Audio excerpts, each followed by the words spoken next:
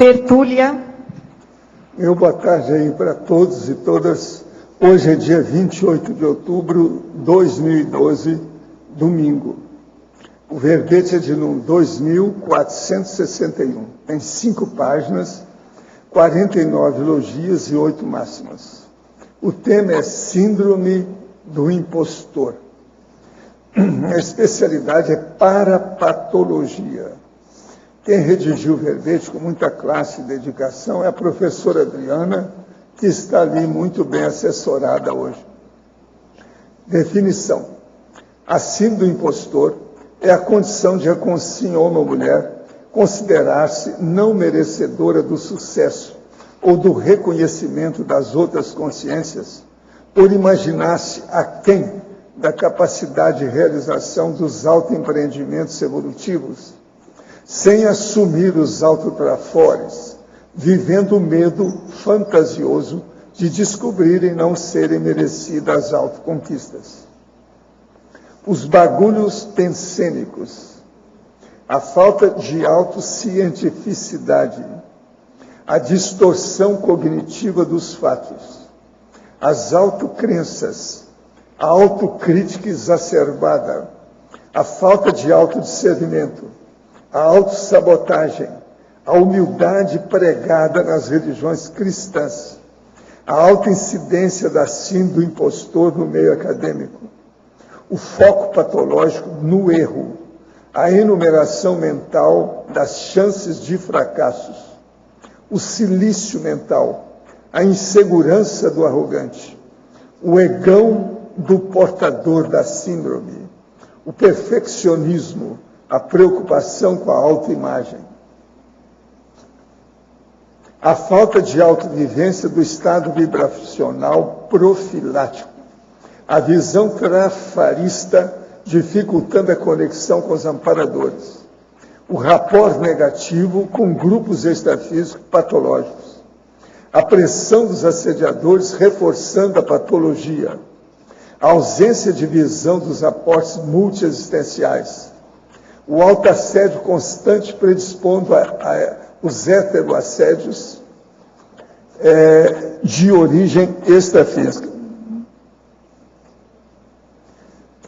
Nós temos agora, na argumentologia, o tópico da parapatologia, com 5 fases vivenciadas pela consciência com síndrome do impostor. Depois tem a sintomatologia, com 5 tipos de sintomas decorrentes do esforço contínuo e patológico, do escondimento da suposta impostura e do medo constante de ser descoberto. Depois tem o tópico do autodiagnóstico, com 10 perguntas auxiliares na obtenção do autodiagnóstico da síndrome do impostor. E ainda tem o tópico da terapeuticologia, com 7 trafores auxiliadores da autocrítica da síndrome do impostor. Vale a pena ver esse tópico, muito interessante. Agora, na remissiologia dos 15 verbetes, nós destacamos 5. Atitude antiproex, autodesrespeito, encolhimento consciencial, hipercriticidade acrítica e síndrome da pré-derrota. Frase enfática. Devido à distorção cognitiva, a consciência portadora da síndrome do impostor, embora possua relevantes e evidentes realizações, pode desviar-se do prioritário e não atingir o complexo. Você é portador ou portadora em algum nível da síndrome do impostor? Em caso afirmativo, em escala de 1 a 5, o quanto está prejudicando a consecução satisfatória da proex pessoal? A bibliografia específica tem 2 fontes, a webgrafia tem 1 fonte. Agora aqui, a mega análise com João Paulo, são 20 itens. Autocrença, apriorismo, insegurança, desmerecimento, pré-derrota. Medo, autossabotagem, autovitimização, autodistorção, desvalorização. Trafarismo, egocentrismo, perfeccionismo, inculcopensenidade e logicidade. Acriticidade, autoconflitividade, autoconsciencioterapia, desassediologia e psicopatologia. Nós temos aqui, então, no dicionário aqui, hoje o verbete é megalegadologia. O argumento é paraserenológico. Nós chamamos atenção para a premissa que tem dois tópicos dos paralegados, os extrafísicos e os intrafísicos. E depois nós estabelecemos aí a argumentação. Agora, a verbetógrafa Adriana. Na fatologia, segunda linha, poderia nos falar mais sobre a autossabotagem, como reverter esse quadro? Em questões que dá autossabotagem, é assim, o primeiro passo é o reconhecimento dos trafores, porque na autossabotagem, o que acontece? Tudo que você vai fazer, você já não faz, porque você tem a questão da síndrome da pré-derrota junto, né? Porque você acha que não vai ser completista, você não vai conseguir o sucesso, então você já não faz. Então, isso em várias áreas da vida. Então, acho que o primeiro passo é autoconhecimento, né? É assim, você tem que saber o que você é capaz, o que você não é capaz, né? Para você poder traçar, assim, como que eu vou dizer? As técnicas para você atingir os objetivos. Então, acho que o primeiro passo é a questão da autoconhecimento, autocientificidade, autopesquisa. É o passo para a gente evitar a autossabotagem. Que a gente já vai saber que, assim, se eu tenho um mecanismo de autossabotagem, eu sei como isso funciona, com autopesquisa, eu já vou calçando esses mecanismos. Na terceira linha, por que ocorre a alta incidência da síndrome do impostor no meio acadêmico? Porque eu acho que é um pouco assim, do imaginário, né? Do que representa um mestre, um título de mestre, um título de doutor. Sempre o que as pessoas pensam, não só dentro da academia, fora da academia. Ah, é doutor, nossa, então o cara sabe tudo, sabe muita coisa. Então, assim, até dentro da minha família. Minha família, assim, quando eu estava para defender o doutorado, assim, vem cá, você tem condições de ter um doutorado? Aí meu pai, não, mas você não é poliglota, você não sabe isso, você não sabe aquilo. Então, assim, aí antes de defender o doutorado, eu estava apavorada, eu não tenho condições de defender o doutorado. Foi a primeira vez que eu ouvi falar na síndrome do impostor. Eu falei, você está com síndrome do impostor. Você acha que não tem condições. Mas por quê? Porque na minha família, por exemplo, lá tem aquele imaginário, que o doutor é um cara máximo, que sabe tudo, sabe política, sabe milhões de línguas, sabe não sei o quê, tem um conhecimento amplo de tudo. E não é verdade. Ao contrário, um doutor, em geral, ele fica mínimo 4 anos estudando uma coisa só, bem específico, ele vai saber bastante sobre aquilo.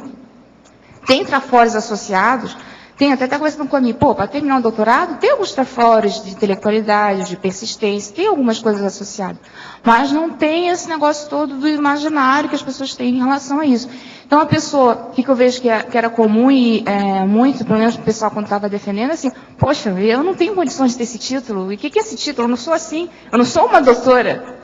Então, acho que é por isso a incidência, por causa do imaginário do que significa os títulos na área acadêmica. Em Tecnologia, página 29, poderia nos explicar a técnica do polianismo terapêutico? Como funciona essa técnica? Minha página é diferente da tua. A técnica do polianismo terapêutico, assim, que eu acho que, associado ao síndrome do impostor, tem a questão da visão trafarista, né? A visão de que as coisas não são suficientemente boas, a visão de que só do lado negativo das coisas, até quando tem o que eu vejo o portador da síndrome do impostor? No resultado positivo, ou satisfatório, ou sucesso, ela fica focando no que errou.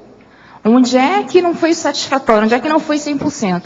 Eu acho que o polianismo terapêutico é você começar a ter uma visão mais traforista disso. Não, sabe? Não que você vai deixar de ver os erros, você vai ver os erros. Mas assim, para quê? Para aprender, para ter assim, uma terapêutica para onde você errou. Mas o foco é no positivo, no que acertou e no que errou. Como que você errou e como a consertar. É diferente, entendeu? É um pouco do polianismo, daquela questão de... como é que era o que a Poliana falava no livro? Não me lembro o termo que a Poliana usava. Jogo do contente. Então, a visão mais, né? Jogo do contente. Aquele jogo de que não. Tá, deu errado, o que deu errado, não sei o que lá, mas no final das contas, sempre tem um positivo, né? Ah, vamos lá, você não passou num concurso, tudo bem. Não passou no concurso, é uma derrota. Mas tem um lado positivo? Tem. Você ganhou, você aprendeu, você teve você aprendeu seus limites, você vai verificar onde foi que você errou, eu não me dediquei, eu não fiz isso, não fiz aquilo. Então, sempre vê o lado positivo das coisas, inclusive das derrotas. Professor, na definologia, o título Comunidades Resplandecentes dos Arquitetos das Galáxias veio através de inspiração da Central Estatística da Verdade, do Talmal ou do Transmentor? Não. Isso aí eu vi já na minha mocidade fora do corpo. A gente já falava, eu lembrava do povo tocar nesse assunto. Estafisicamente. Na culminanciologia, o senhor poderia nos falar mais sobre a ocorrência do par-evento festivo culminante e apoteótico da despedida extrafísica do serenão dos seus pares? O que ocorre nesse par-evento? Olha, eu não vi nada disso. Agora, eu já vi cara que eu conheci como serenão, quando eu procurei, ele não estava mais aí. Ele já tinha passado por esse evento. De modo que essas coisas ocorrem. Mas, você sabe, isso aí é de alto gabarito, é da turma de oficiais. Eu sou soldado raso nessa história. Agora, fatologia para você, Adriana.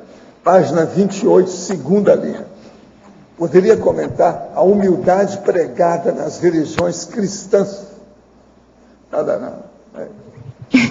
Bem, você acabar de conversar aqui comigo, o que isso tem a ver? Bom, fica difícil você reconhecer seus troféus, reconhecer seu sucesso, quando você escuta sempre que você não pode assumir os troféus. Isso é feio, né? Você não pode dizer que você sempre tem que ter aquela falsa humildade.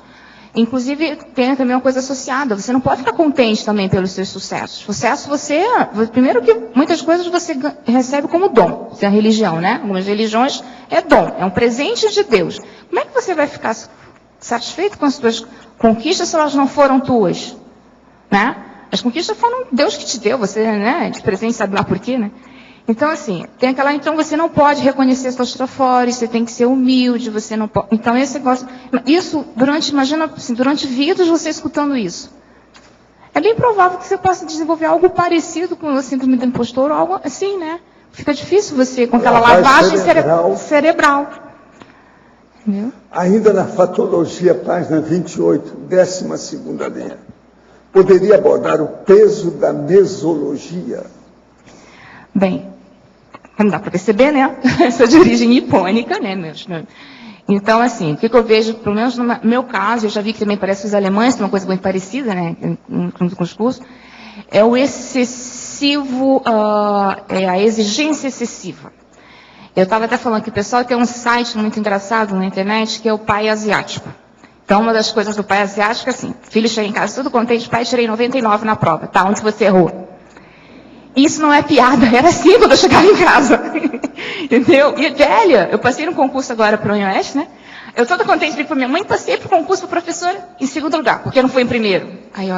Então, assim, não vou mudar ela mais, né? Deixa uma ponto que ela não vai mudar. Mas, assim, esse peso, tudo, o foco sempre não é satisfatório, tem que saber mais, tem que poder mais. Nunca está satisfeito. Então, acho que é o peso da mesologia, né? Como que isso afeta você. Agora, o que eu estava conversando aqui com a Mi é que tem várias pessoas que tiveram essa mesologia. O que a gente tem que levar para a pesquisa é por que isso reforçou em mim? Por que isso levou até a síndrome do impostor? Porque nem todos os japoneses, descendentes japoneses, têm síndrome do impostor.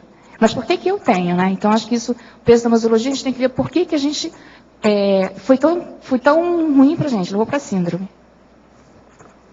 Efeitologia, página 29, quinta linha.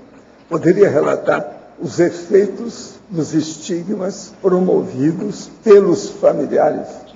Eu acho que é um pouco disso, né, que eu acabei de falar, do que o próprio familiar coloca, estigmatiza você, né? Então, assim, a pressão de que, por exemplo, você estigmatiza que você tem que ser, no meu caso, tem que ser boa aluna, né? Tudo bem, tudo certinho, boa aluna, não pode fazer nada errado, tudo direitinho. E aquela pressão. Então, assim, tudo o que eu conseguia, eu não fazia mais nada do que uma obrigação. Então, estava contando para mim que ficou muito claro, uma coisa que ficou muito gravada na minha cabeça. Eu sou de Niterói, né? E na minha época, faz tempo, quando a gente passava o resultado do vestibular, eles entregavam o jornal na Praça da Araribóia, que conhece Niterói, né? Saía o jornal lá. Então ia todo mundo do terceiro ano, do pré-vestibular, para a praça, para ver o resultado do vestibular. E eu me lembro claramente como meus colegas ficavam felizes. Eu não conseguia aquela felicidade. O meu sonho de consumo era ter aquela felicidade, eu não tinha. Quando eu vi o meu nome, ufa. É tipo assim, a exigência na família que tinha que passar era obrigação. Então, eu não fiquei feliz por passar, eu fiquei aliviada de ter conseguido. Então, eu acho que esse aqui, então, é por causa daquele estigma, né? Não, você é boa aluna, você tem que ser isso. O certo não faz parte, é a sua obrigação. Professor, como posso saber, ao estar projetada, se estou fazendo algo de útil para alguém, ou se estou somente naquele estado meio adormecido, próximo ao soma? Porque ao acordar, quase nunca lembro de nada. Minha amiga, você é uma principiante, você está engatinhando agora. Insista, anote e faça pesquisa. Veja os resultados. Os resultados você tem que olhar primeiro em você e depois nas outras pessoas que você esteja trabalhando com elas. Então, veja os resultados, você vai ver o que é que tem com isso. Agora, gente, eu queria mostrar para vocês aqui e falar que tem aí o 4º Encontro Internacional do Colégio Invisível da Dessomatologia, que é o CID. É de 2 a 4 de novembro, quer dizer, é daqui a pouco, aqui em Foz do Iguaçu. Repense a morte, você vai sair vivo dela. Proposta do projeto, vida saudável, dessoma feliz. Então, vale a pena ver e examinar isso. Ele vai, o curso todo, com esse encontro, vai ser tudo aqui mesmo. De modo que é bom vocês ficarem de olho, vai ser no auditório do CAEC. E também no prédio das dinâmicas parapsíquicas do CAEC. E também alguma coisa também aqui do tertuliário. De modo que, veja bem, 4º Encontro Internacional do Colégio Invisível da Dessomatologia. Agora, vou aproveitar aqui hoje para agradecer ao Dr. Goulart, que me enviou 8 opúsculos da sua autoria e também os seus conselhos de apóstolo. Eu agradeço muito, respeito muito sua opinião, mas discordo de muitos dos seus posicionamentos.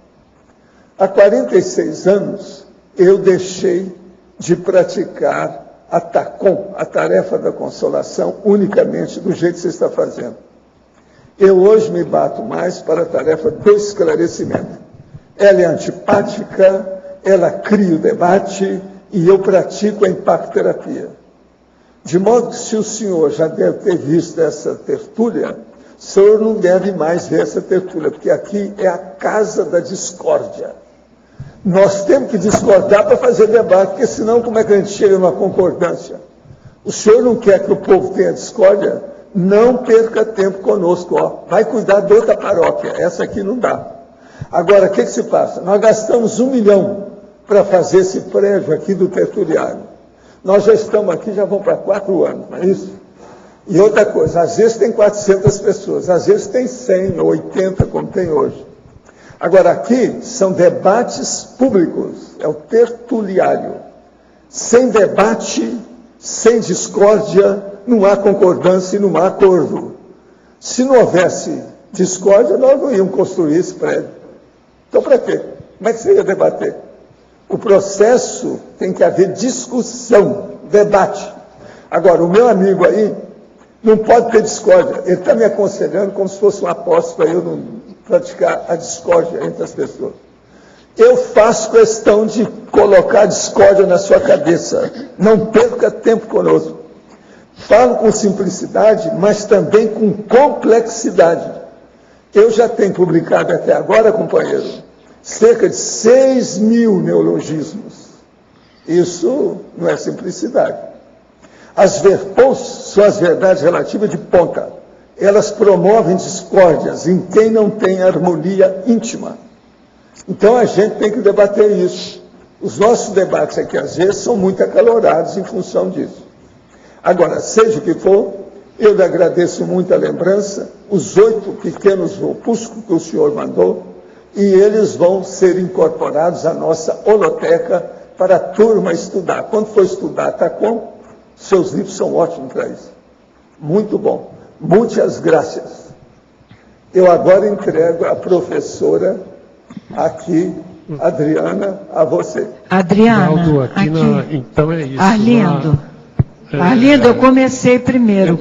Seja cavalheiro, eu comecei a falar primeiro. Eu comecei primeiro. E eu já estou. Você permite? Eu comecei a falar primeiro e outra pessoa não, também. Ele é um cavaleiro, ele cede a vez para a Milady, não é isso? Ele é um cavaleiro. Ladies. Muito obrigada. Adriana, Ai, olha, fatologia, quarta linha, primeira página 28, quarta linha, ali, quase no final, o silício mental. Depois eu tenho outro item.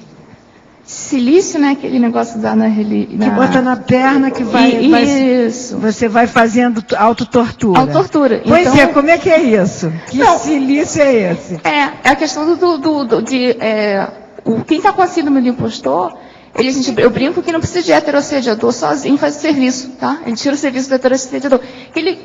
Tudo é muito, tudo leva ao ansiosismo, tudo é muito penoso. Toda hora está pensando nos resultados, em manter o resultado, em manter a bolsa do CNPq, que todo ano tem que mandar o relatório, né? Isso aí. Também, tem as coisas da academia, mas tem que manter. Mas por que tem que manter? Por que você tem que ser aquele top, pesquisador top? Por quê? Para que isso? Então, tem um lugar que eu falo até das questões das aparentes insucessos intrafísicos. O que eu vejo principalmente da gente que é da Conscienciologia, vamos ser sinceros, gente, não dá para a gente ser um grande pesquisador da academia e também aqui. Não tem tempo. Então, uma hora você fala assim, gente, sinto muito, vai ter que abrir mão disso. Não dá para você se dedicar para tudo isso. Porque para ser um grande pesquisador em qualquer área que seja, na academia, qualquer profissão que seja, você vai ter que se dedicar muito. Você pode ver que os melhores pesquisadores se dedicam 60 horas por semana. E aí a gente vai deixar de lado a academia. Então, assim, para quem está de fora, desculpa, gente, a gente não é um grande pesquisador na academia, não é um grande professor, não é isso. Tem até um professor meu que ele vive me mandando e-mail mostrando onde tem concurso para uma universidade melhor, uma federal, no Rio, uma federal em São Paulo. Eu falei, mas professor, eu não vou prestar concurso. Mas é difícil para esclarecer para essas pessoas, eles compreenderem por que eu vou ficar numa universidade em Foz do Iguaçu. Em Foz do Iguaçu, entendeu? Paraná. É difícil as pessoas compreenderem. Mas então, assim, aquele negócio a gente está querendo manter. Só que às vezes o que eu vejo síndrome do impostor, no meu caso, eu transferi da academia para a Conscienciologia. Eu só fiz a transferência de ansiedade, de necessidade de estar fazendo tudo, muita coisa, de um lugar para o outro. Porque a patologia não some, né? A consciência não muda, ela só mudei de lugar. Entendeu? Então, muita coisa eu não fazia no início, ou quando fazia era uma ansiedade muito grande. Eu demorei, sei lá, quantos anos de Conscienciologia? Eu tenho 7 anos na Conscienciologia para conseguir falar no curso, que foi no curso da Alzira, Concitrafor. Muito bom curso Concitrafor, para quem tem síndrome do impostor e correlatos, tá? Eu fui obrigada a falar que o meu mega trafor é a intelectualidade. Gente, se você parar para pensar, é uma coisa ridícula. Entendeu? Não, no meu caso é ridículo, gente. Eu passei uma vida estudando, fiz mestrado, fiz doutorado, fiz pós-doutorado, sou professor universitário. Caramba, nem que, sabe? Mas por quê? Eu acho que um dos problemas, do que eu vejo do síndrome do impostor, do assumir o trafor, ou do mega trafor, é de você achar que se você tem aquele mega trafor, você tem que ser melhor que os outros. Não é isso. O mega trafor quer dizer que aquele trafor, para você, te ajuda nas reciclagens, nas autossuperações. Então, acho que isso é um erro comum, né? Do questão do não assumir o mega trafor. Porque a hora que eu digo para todo mundo que meu mega trafor, estou lá, que a gente tem que escrever no quadro, né? Bem grande. É intelectualidade. A sensação que a gente tem é que a gente está falando para todo mundo que a gente é capaz de fazer tudo com intelectualidade. Que é capaz de compreender tudo, de saber tudo. Não é isso. Entendeu? Então, eu acho que a questão desse negócio, então, quando de que você não consegue assumir seus trafores, não consegue fazer as coisas, tudo para você ter um peso muito grande, tudo é muito pesado, entendeu? Um simples falar numa tertúlia, fazer uma pergunta numa tertúlia, é pesado, porque o que as pessoas vão pensar? Vão pensar que a tua pergunta é idiota, e você começa a pensar um monte de coisa, né? E você começa aquele já elucubração mental, né? Imaginar o que as pessoas imaginam de você. E começa isso. Então, acho que a vida como um todo fica muito difícil. Adriana, o outro é na linha seguinte. Aonde? O egão, ainda tá. Estamos no silício. Agora, que me pareceu uma discordância. Então, explica. O egão do portador da síndrome. Porque olha só. Como é um sindrômico com um egão. Como é que é? Primeiro que é básico. Qual o problema de você não ter aqueles trafores? Qual o problema de você não ter aquele sucesso? No fundo é o ego da pessoa. Certo? No fundo é aquele ego dela, não, no fundo ela quer realimentar aquela imagem, ela tem medo. Qual é o problema da síndrome do impostor? Ela tem medo que descubram que ela não tem aqueles trafores ou aquele sucesso não é merecido. Primeiro, se ela não tivesse os trafores, qual o problema dela não ter? Não é questão de egão de ela querer que tenha? Não é questão de egão que ela querer que mantenha a aparência? Hã? Beleza. Adriana, agora, vamos ver se alguém entrou antes. Na fatologia, página 28, de baixo para cima, quinta linha. A equivocada associação entre insucesso e humilhação. É a gente achar que se a gente não conseguiu alguma coisa, isso é uma grande humilhação, né? Qual o problema de você não passar num concurso? Qual o problema de fazer uma pergunta boba para o professor Valdo e ele dar um fora? Qual o problema nisso tudo, né?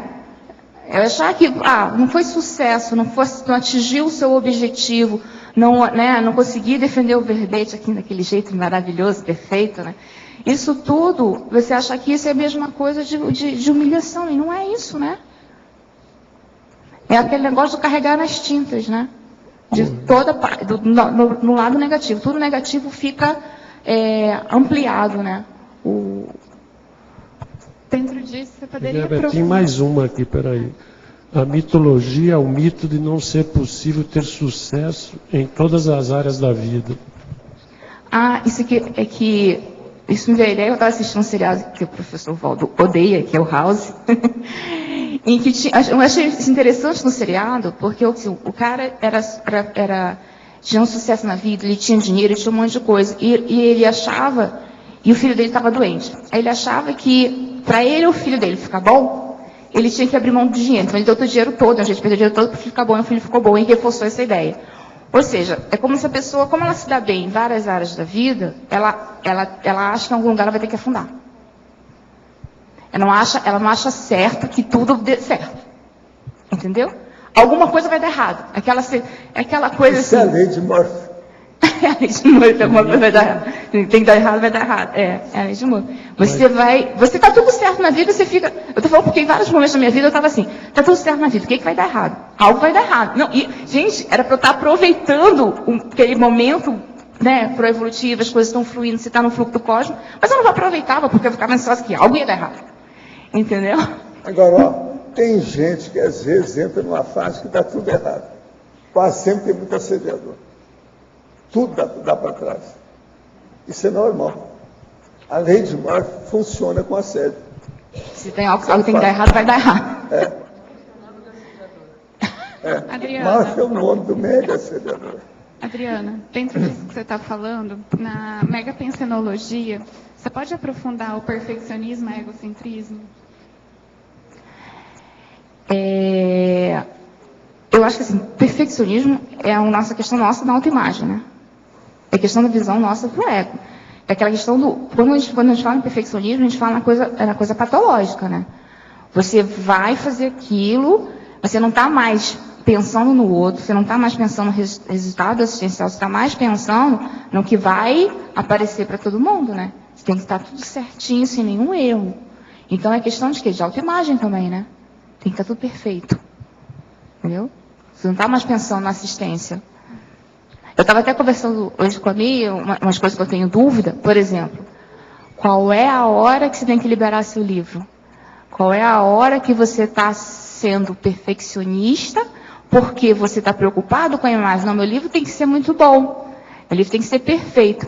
E aí? E o time não vai passar e a assistência tem que fazer? Isso eu acho que é bem difícil assim de acertar, né? Porque, tem tantos livros assim, mas não vou fazer como?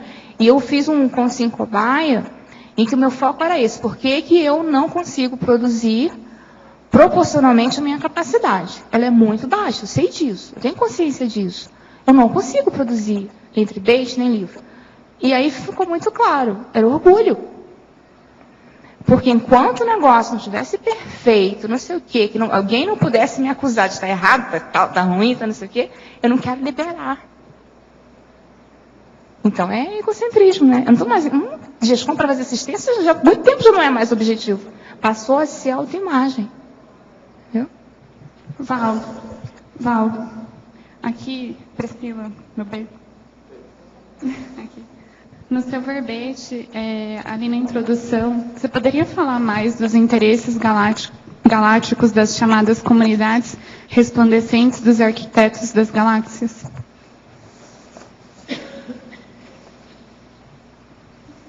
Onde é que você está falando isso aqui? No definologia? Isso, nas últimas linhas. O caso todo é o seguinte: não é mais consciência continental planetária, mas o liberado vivo do ciclo multiexistencial pessoal. Quer dizer, a hora que entra aquilo que no orientalismo ele chama de moksha, o serenão se transforma, então, numa consciência livre. Ele, então, agora ele não tem mais interesses já com um continente ou um planeta. Ele tem com galáxia. Então, ele trabalha nessas comunidades resplandecendo os arquitetos da galáxia que nós tínhamos falado aí antes. Agora, a gente sabe que isso existe porque os serenões já falaram. Mas, gente, eu não vi como é que isso acontece. Eu não sei como é que é. Não me apresentaram o trabalho, nem eu vi também a comemoração disso. Agora, eles fazem isso. Essa é a hipótese básica do processo evolutivo mais avançado. Por isso que a gente fala. É a mega legadologia, ou o mega legado que eles estão deixando para a gente. E na página 15, na extraterrestriologia, a terceira linha... A autotaclitimia em nível máximo purifica a figura descomunal do serenão na expressão mais simples do centro de radiação de energia consciencial interlúcida, foco mental incorpóreo em holopensene nirvânico. Na verdade, eu ia perguntar se o traço que está escrito ali não é com S e acento. O que é?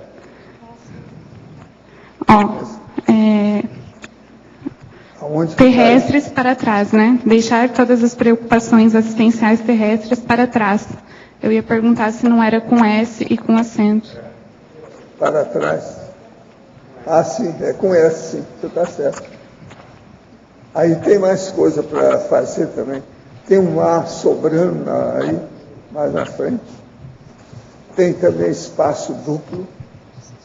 E tem também um ponto e vírgula que é vírgula. Você está certo. O que mais? Obrigada, Adriana. Obrigado. Na página 29, no efeitologia, na terceira linha, podia falar um pouquinho o efeito halo dos altassédios? Efeito halo, acho que fica em volta, né? Eu brinquei que não precisa ter assediador. O portador da síndrome sozinho faz o autoassédio, não precisa de mais ajuda. Então parece que assim, todos os efeitos resultantes disso um pouco, né? O seu autoassédio, você não consegue produzir por causa disso, você produzir menos, você deixa de fazer as coisas, entendeu? Você fica ansioso, Então, todo o efeito recorrente dos autoassédios, entendeu? Tudo que fica na sua volta, na sua psicosfera, na sua energia, aquela coisa meio mais negativa. E na mesma efeitologia, na sexta linha, os efeitos recicladores em cascata ao assumir os trafores. Na sexta linha. Que assim, olha só, eu vou te dar um exemplo do meu caso, né? Quando eu comecei, eu acho que eu dizia que foi um processo de assumir o trafor da intelectualidade. Foram alguns anos. Foi assim. Então, aos poucos, só por assumir um trafor, aos poucos eu comecei a fazer o quê? Eu consegui apresentar artigo em seminário, depois eu consegui, entendeu, dar aula, consegui... E assim, vai tudo aos poucos, escrever verbete, você vai indo. Então, assim, aí, só que olha o efeito em cascata. O que representa você começar a dar aula? Assistência, um monte de coisa. Entendeu? O que representa escrever um verbete? As coisas que vão chegando, a ciência que você faz, o efeito extrafísico. Aí vai sendo uma reciclagem em cima da outra. Por assumir um trafor, o resultado daquilo vai gerando outros resultados positivos e assim por diante. Entendeu? Adriana, a Silvana aqui no ar. Na página 29, na parafatologia, eu não sei se você já falou, mas eu gostaria que você aprofundasse um pouco esse item onde você fala a ausência de visão dos aportes multiexistenciais. Como é que é isso? Se você já experienciou isso, e como é que a gente faz para reconhecer esses aportes? Eu pensei assim, uma das coisas que eu pensei foi a questão que, por exemplo, uma visão religiosa é que trafor é dom. Trafor não é dom, é conquista, é um aporte de várias vidas. É várias vidas você investindo num trafor, seja ele conscientemente ou inconscientemente. Então, por causa disso, você tem um mega trafor, por exemplo. Isso é uma coisa. Outra coisa é a visão dos aportes que a gente recebe. A gente não recebe, por exemplo, no meu caso, recebi uma família que o valor era a educação e a ética. Eu consegui, né? Toda a minha vida foi voltada para o estudo, vida acadêmica, mestrado, doutorado. Isso, gente, não foi dom, premiação, não foi nada. É um aporte devido todas as minhas existências anteriores que geraram o que eu aporte também nessa vida. Para quê? Para retribuir. Certo? Mas então, assim, aquela história, que eu acho que isso tem muito a ver, de achar que o que você está conquistando é por fator da sorte, o fator externo, sei lá o quê. E não é. É tudo que você vem é uma construção de outras vidas. Entendeu? É aquela coisa de você achar, fulano já nasceu inteligente, pô, que sorte. Não é sorte, né, gente? É um investimento de vidas. Entendeu? Então, acho que assim, a visão que a gente tem que ter dos trafores como sendo investimentos de vidas, dos aportes que a gente recebe nessa vida como investimento de outras vidas, e assim por diante. É tudo uma construção. Hoje em dia, uma consequência de várias existências nossas. Adriana. Ficou claro? Ok, Adriana, ficou claro, sim. Adriana. Na página 30, paradoxologia, você poderia expandir o paradoxo de a consciência possuidora de múltiplos trafores apresentar insegurança? É aquele negócio, né? A pessoa tem todas as ferramentas para fazer aquilo, mas ela fica insegura, ela acha que mistura com a síndrome da derrota, acha que não vai conseguir, né? Mas isso, gente, sim, se você tem conhecimento de si próprio, tem autocientificidade nas suas pesquisas, você sabe exatamente até onde você pode ir, você tem um autoconhecimento bem realístico dos seus trafores, não tem por que você ter insegurança, né? É uma consequência da autoestima sadia, segurança. Não, eu sei até onde eu vou, eu sei desse ponto em diante, eu não tenho capacidade. Então você simplesmente não vai traçar suas metas além da sua capacidade, mas com segurança e sem autoflagelo. Gente, admitir os seus limites não é síndrome do impostor, é ser realista, é ser autocientífico, entendeu? Não vai te causar insegurança ou medo você admitir que você não sabe fazer aquilo, você não tem condições de fazer aquilo. Você não tem, acabou. Ficou claro? Página 28, patologia, Sexta linha, de baixo para cima, o sentimento de alívio ao invés de felicidade nos momentos de sucesso. Eu comentei isso rapidinho mais cedo, que isso era uma coisa que era né? A coisa que eu queria ter sentido na vida, felicidade quando conseguisse alguma coisa, porque eu não conseguia. Eu lembrei aqui do caso de quando eu passei no vestibular, eu não fiquei feliz, gente. Eu fiquei aliviada. Ufa, consegui. Eu não conseguia sentir aquela felicidade. E foi assim em vários momentos na vida. Entendeu? Quando eu defendi mestrado, quando eu defendi doutorado, eu não tinha felicidade. Eu não estava feliz com o sucesso. Consegui, deu tudo certo, ser aliviada de conseguir aquilo. Então, uma das coisas que isso acho que veio um pouco, não sei se é toda a família japonesa, a gente não tinha um hábito, por exemplo, de festejar sucesso. Então, meus pais nunca, eu e minha irmã, nós nunca tivemos festa de formatura, não teve nenhum agradozinho com mestrado, com doutorado, porque você não tem mais obrigação, né? Então, por que você vai ganhar alguma coisa? Então, isso é uma grande dificuldade. E eu acho que, inclusive, passei isso para a conscienciologia, entendeu? Quando eu consegui, terminou a seminário de pesquisa. Ai, que bom, deu tudo certo, acabou. Eu não ficava feliz. Eu me lembro que as pessoas saíam eufóricas do seminário de pesquisa. Eu não saí eufórica. Eu saí aliviada que eu consegui resolver aquele problema, apresentei e deu tudo certo. Entendeu? Aí muitas pessoas em volta começaram a me ajudar a falar, meu primeiro seminário de pesquisa, Adriana, isso é uma conquista, é um ganho. Você vai sair para comer, nem que seja uma pizza. Aí me levaram para comer uma pizza. Que é você, sabe, aproveitar, reconhecer que, foi por causa do seu esforço, tudo. Então, com a síndrome, eu não conseguia festejar nada. Para mim, ufa, passou pressão, passou alívio, tá tudo certo, deu tudo certo. Entendeu? Tá jóia. Eu vou dar mais uma outra pergunta na mesma página. De baixo para cima, segunda linha. Sentimento de culpa pelas ocorrências bem-sucedidas. É quase próximo da linha, né? É mais ou menos assim. É o que eu brinco aqui, tem uns lugares que eu falo, que é assim, o impostor, ele quer que dê, ele fica achando que vai dar errado, mas quer que dê certo. É uma coisa meio confusa, né? Meio louca. Então, às vezes, o conquistar, às vezes, ao invés de pensar na conquista, ele fica com um monte de coisa na cabeça, se ele deixou de fazer o que ele fez de errado, e não sei o que, se aquilo se merecia mesmo ter aquilo, se não merecia. Em vez de ficar contente com o merecimento, ele está buscando alguma coisa por trás também, entendeu? Sempre um lado negativo do sucesso. Então, às vezes de ficar feliz, ele tem culpa. Por exemplo,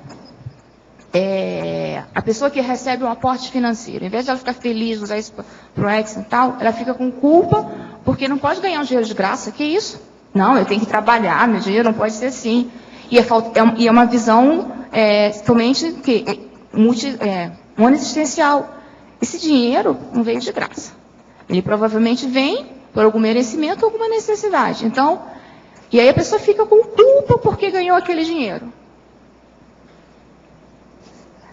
É um merecimento. No fundo é um merecimento. Não é à toa. Ele não fez nada errado, gente. Não fez nada de como mágico. O dinheiro veio. Sei lá, uma herança, não sei. Veio o dinheiro. E a pessoa fica com culpa porque recebeu aquilo. Mas por quê? Então é uma falta de visão multidimensional e existencial nesse caso. Né? Posso fazer mais uma pergunta? Claro. Já que eu estou na vez aqui. Na página 29,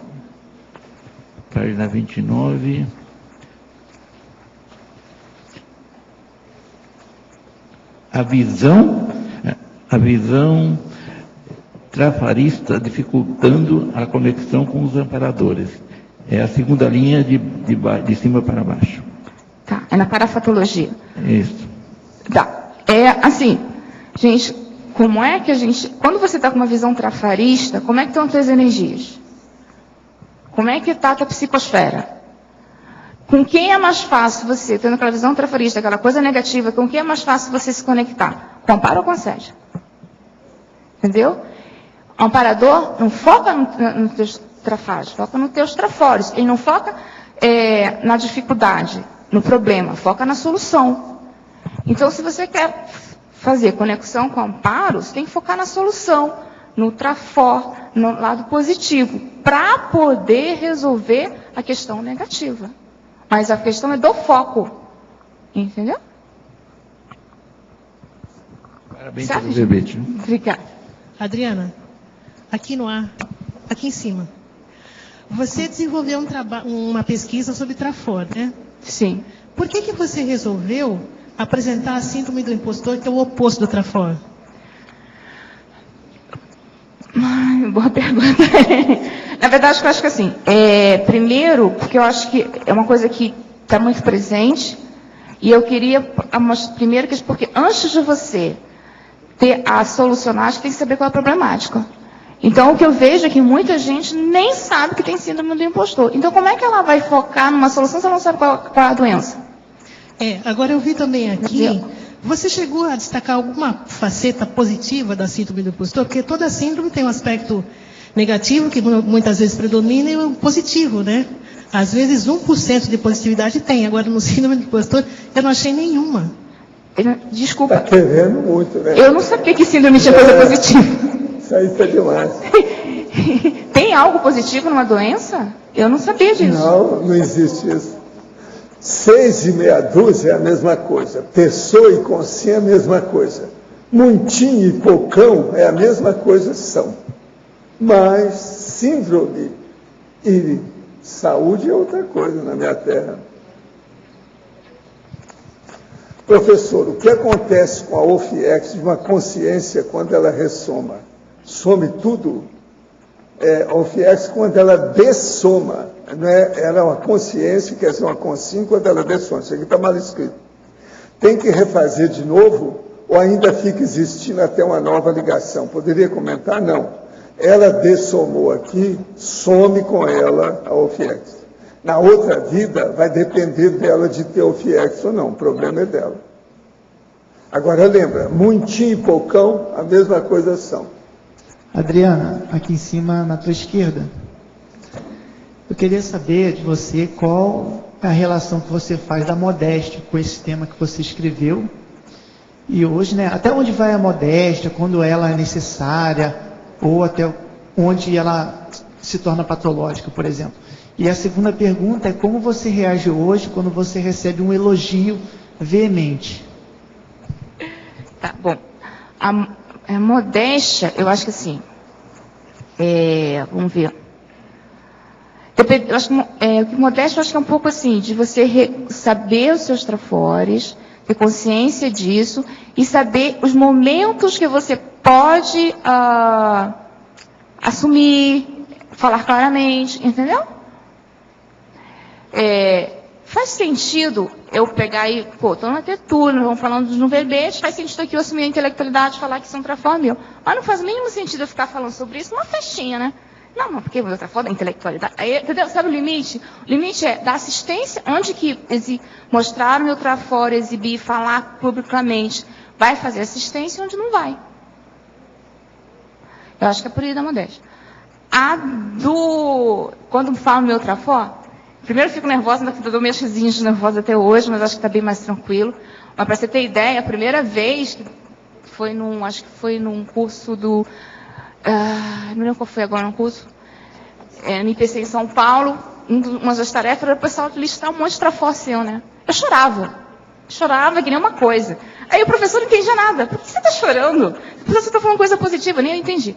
Até o dia que o professor Valdo falou aqui no verbete, síndrome da abstinência da baratrosfera. Quem chora quando escuta seus trafores é a síndrome da abstinência da baratrosfera. Eu falei, caramba.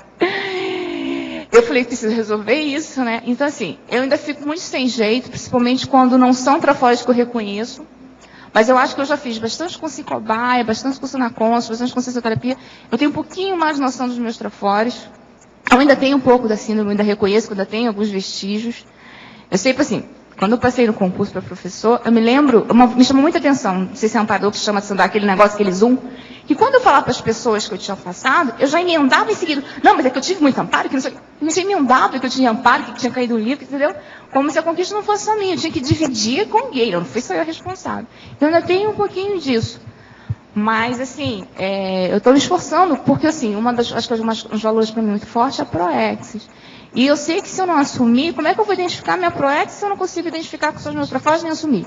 Eu vou ficar fugindo sempre das responsabilidades. Porque se eu não acho que eu sou capaz, se eu não quero colocar minha cara a tapa, eu vou ficar fugindo sempre, né? Professor Valdo, no conclúsio, na extraterrestriologia, na quarta linha, de baixo para cima, o senhor pode explicar melhor esse paradoxo evolutivo?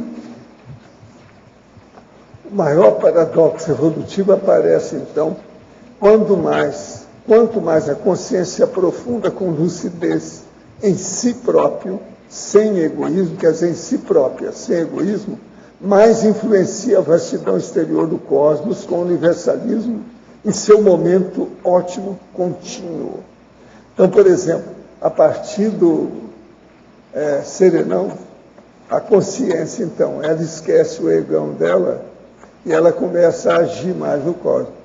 No orientalismo, eles acham que a personalidade desaparece e some no meio da para-humanidade. Isso é bobagem. Ela não some, ela começa a fazer assistência fora de si. Então sai do ego, acabou o egão, ela entrou na policarmalidade. É isso que nós chamamos de policarmalidade.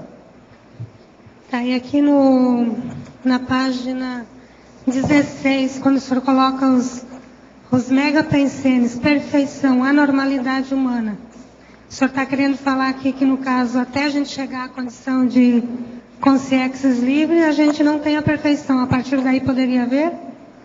Um pouquinho de perfeição deve começar com a consciência livre. O resto, todo mundo tem perfeito mais. Né?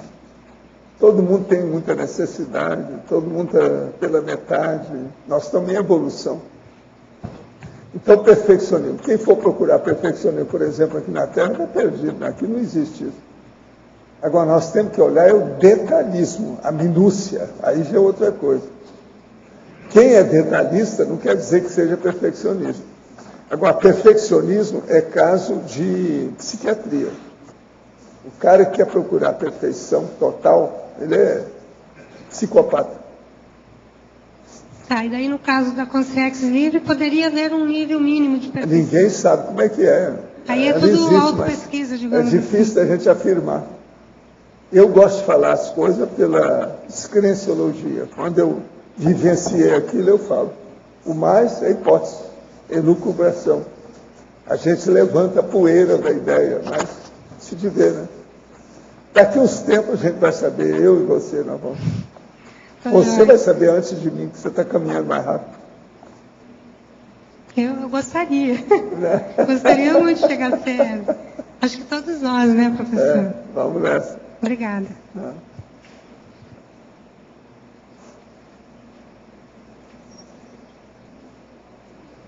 Adriana, aqui na antonimologia, você poderia explicar o número 1 e o número 4? Dunning-Kruger, acho que é isso, né? É aquele negócio, aquele efeito que a pessoa que sabe só um pouquinho, sabe superficialmente, acha que sabe muito. Que sabe bastante, tá? Então seria o... E a síndrome de Capgras é aquela em que a pessoa pensa que a pessoa que está convivendo com ela foi trocada por outro. Uma pessoa próxima a ela acha, por causa da patologia, que ela foi trocada por outro, que é um impostor que está no lugar da outra pessoa. No corpo daquela mulher. Isso. E eu coloquei ela porque ela é por causa do impostor, né? A pessoa acha que quem está lá é o impostor, mas não é a síndrome do impostor. Adriana, por favor, aqui em Fatologia, na página 28, na terceira linha, você coloca a alta incidência da síndrome do impostor no meio acadêmico. Como que fica isso dentro da competitividade que tem no meio acadêmico, onde tem que ficar mostrando que sabe para poder ampliar os espaços? Não existe uma competitividade no meio acadêmico? Eu acho que existe como em várias profissões, tá? Eu acho que tem, tanto no meio acadêmico, tem na indústria, tem várias, mas existe sim. Qual é a relação entre a síndrome e o ter que mostrar?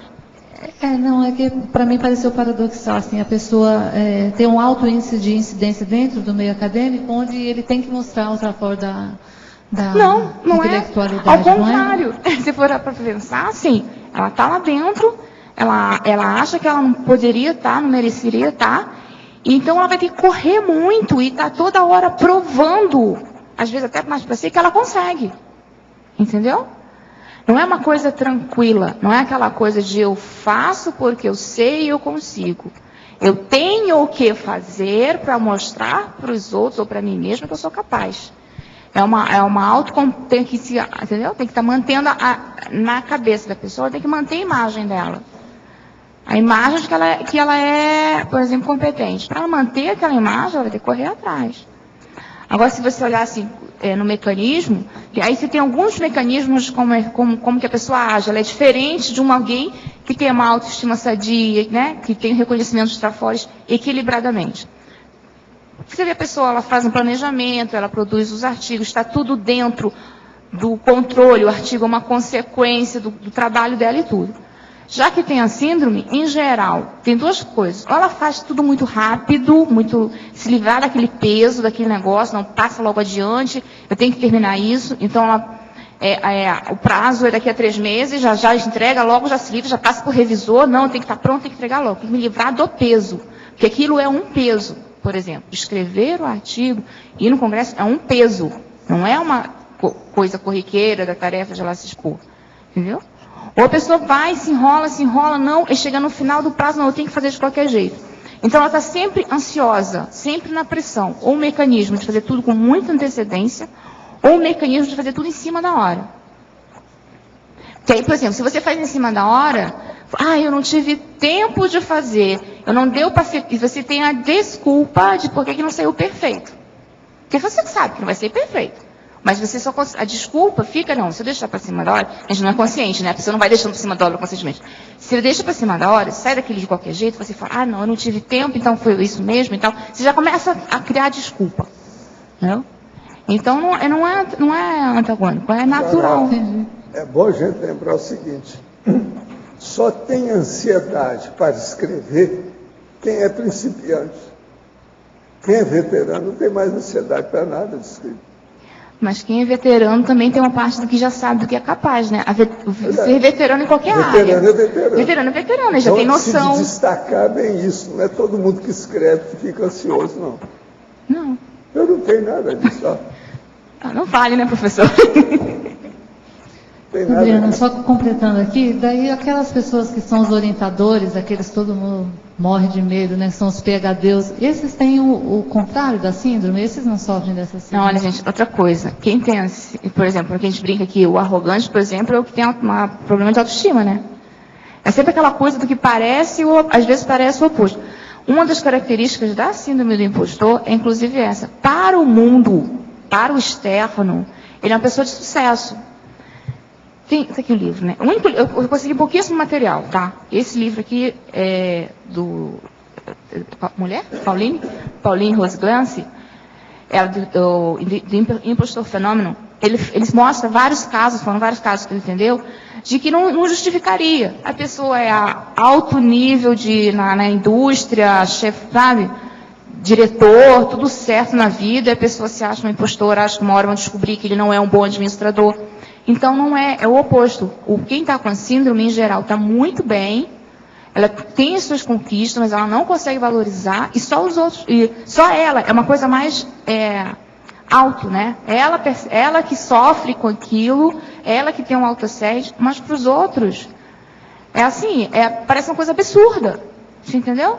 Mas como? O cara é o máximo, o cara é um doutor, e entra um monte de gente, tem um monte de publicação, mas internamente ele não entende como tem um monte de publicação, ele acha que foi por sorte, ele acha que foi porque ele teve bons alunos. Eu já vi para não, é que eu tive sorte de ter bons alunos e eles publicaram para mim.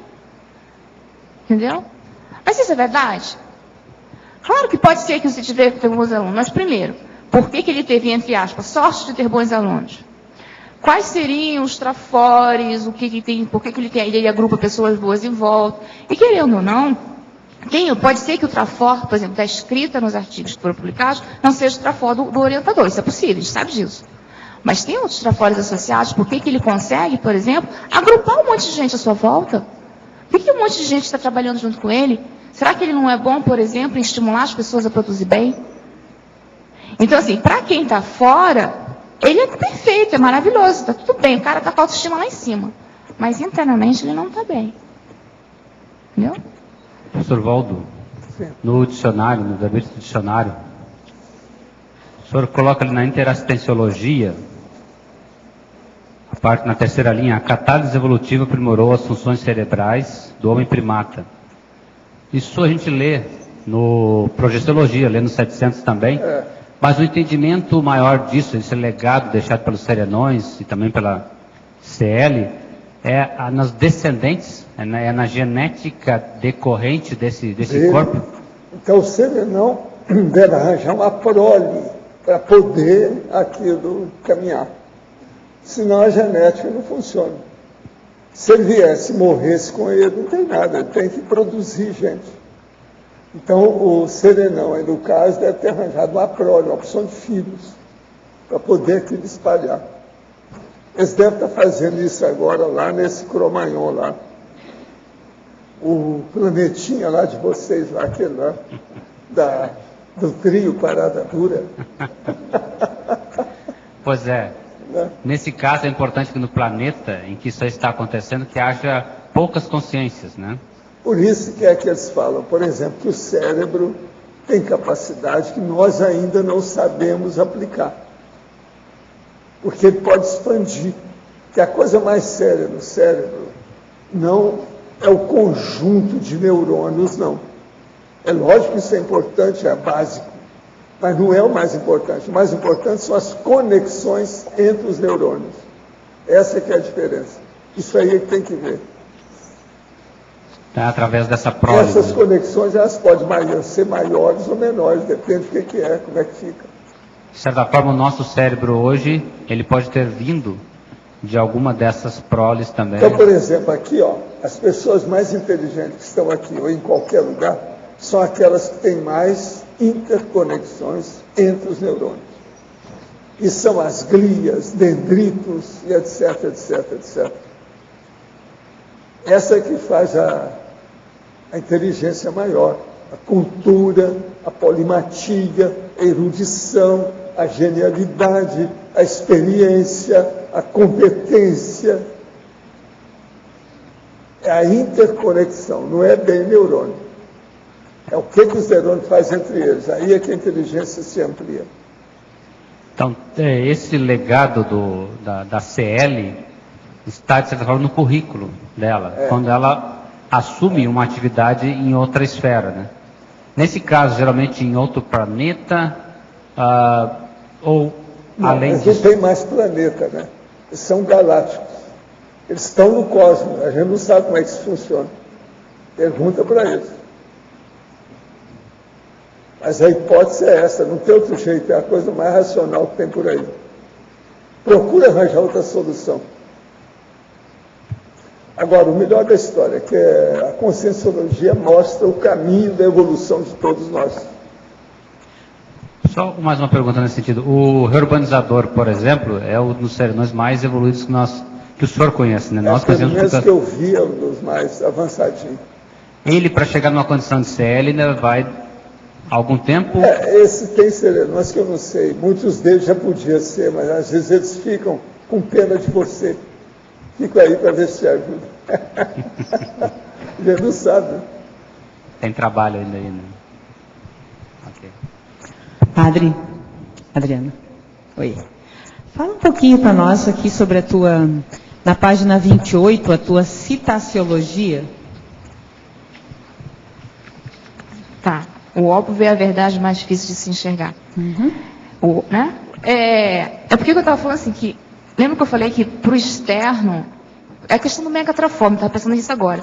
O megatraforme, em geral, é muito óbvio para os outros, menos para a própria pessoa. Né? Sempre, tanto é que uma das técnicas é você pedir listagens trafórias para as pessoas que convivem com você, e dali você tentar identificar. É mais ou menos isso.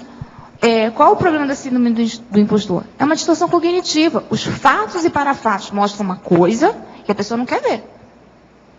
Ela não quer ver, ela não quer. Entendeu?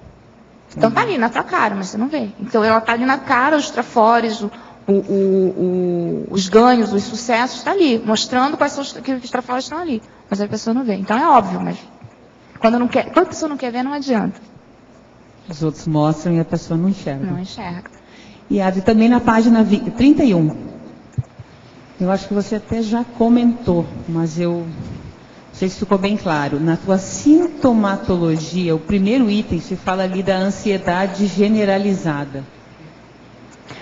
Generalizada como? Generalizada é tudo, porque a vida vira um estresse contínuo. Como a pessoa acha que ela não é merecedora, que ela não é o que os outros acham que ela vê. Gente, primeiro que é um monte de achismo, né? Ela não é o que ela acha que os outros acham que ela é. É muito achismo atrás de achismo. A qualquer momento vai ser descoberto que ela não é aquilo. Como é que você acha que a pessoa vive? Se ela se considera uma impostora. A qualquer momento vão descobrir que eu sou uma porcaria, a qualquer momento vão descobrir que eu não sou capaz disso. É uma ansiedade geral. Ainda mais no nosso meio, gente, que a gente tem um voluntariado, tem um trabalho. A gente está produzindo o tempo todo. Se eu estivesse em casa vendo televisão, não ia ter problema de achar que, né, de síndrome do impostor. Impostor em quê? Eu estou fazendo nada mesmo. Mas quem faz muito, todo momento você acha que alguém vai descobrir que você não é nada disso, né? Você já notou que ela está psíquica e não tem ansiedade, fala assim, ó. Aqui é bom você falar mais devagar. Segura o taxi. Mas ela não mostra ansiedade nenhuma. Ela não tem. Fala bem, as palavras isso é uma coisa séria. Agora, né? Depois de anos. Adri, então é um pouco. Se deixar a ponta dela, é tudo a jato. Entendeu? É como se... tem ansiedade. Tem. Isso é que é o taxi. Tentando, né? Ele tem uma ansiedade. É isso aí, eu estou mostrando através de você o que você está falando. É a prova da história.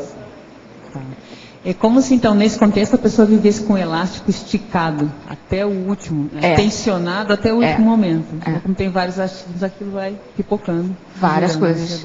E aí, pipoca onde? Em geral, no soma. No corpo. No corpo. Me tornei hipertensa. Eu tenho dor de estômago, tem um monte de coisa. Algum tipo de dermatite, alguma coisa. Alguma coisa vai pifar, né? Claro. Se ficar com como é que chama isso? 5%. Somatização. Ontem eu conversava com um amigo sobre as questões, ele me trouxe o caso de uma pessoa que ela conseguia sobrepairar tudo, né? Ele falava assim, não, aquela pessoa não sente nada, está tudo certo. Eu disse, olha, parece que não é bem assim, porque o soma, se a pessoa não coloca para fora, não fala, não expõe, o soma repercute, né? Professor Valdo, e sobre aquela... Obrigada, Adri. Sobre aquilo que o senhor mencionou ali no comentário que o senhor fez com o seu colega, eu fiquei pensando, o senhor tem um verbete aqui que chama olhar de fraternidade. E eu acho que existe uma confusão entre o pessoal que mexe com consolação, confunde as coisas.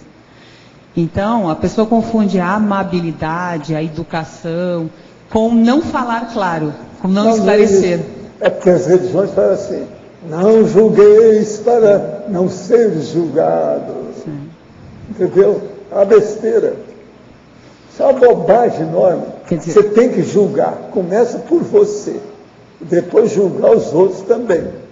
Se um pai não julgar o filho, que droga de pai é esse que não vale nada? Se uma mãe não olhar a filha, que droga de mãe que é essa? Tem que julgar. Agora, a religião fala essas bobagens todas. Tudo é para quê? Fazer o quê? Para fazer a lavagem cerebral dos fiéis. Entendeu? Sim. É o problema da doutrinação, o dogma, implantar ideia em cima da pessoa. Porque se começar, chegar lá e falar assim, de hoje em diante nós vamos julgar a religião acaba naquela hora, acabou, não tem mais nada. As pessoas ficam na religião porque não tem capacidade de julgar. Se julgar, ela é excomungada, é heresia, é um anátema, vai para o inferno de ponta cabeça. E a transferência... Quer dizer, uma bobajada desse tamanho assim. Ó. Olha, acima de Hollywood, o lugar que tem mais besteira é na religião, que eu já encontrei. Primeiro a religião, depois é que vem Hollywood. Eu acho que o sério nisso também é se transferir. Artista, né? Todo data é artista. O sacerdote católico, vocês querem mais artista do que esse cara? Com aquela vestimenta toda, depende do nível, o que ele é. O bispo, o cardeal, ou o papa, ou qualquer coisa, a freira. Tem umas freiras que tem uns negócios tudo assim, tem até chifre.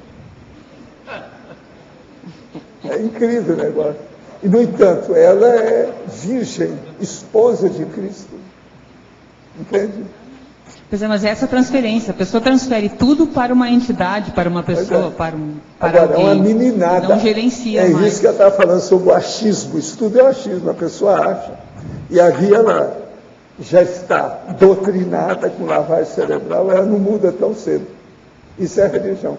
Agora, ó, esse nosso amigo que mandou os opustos está falando para não fazer, não estabelecer discórdia. Isso é confusão.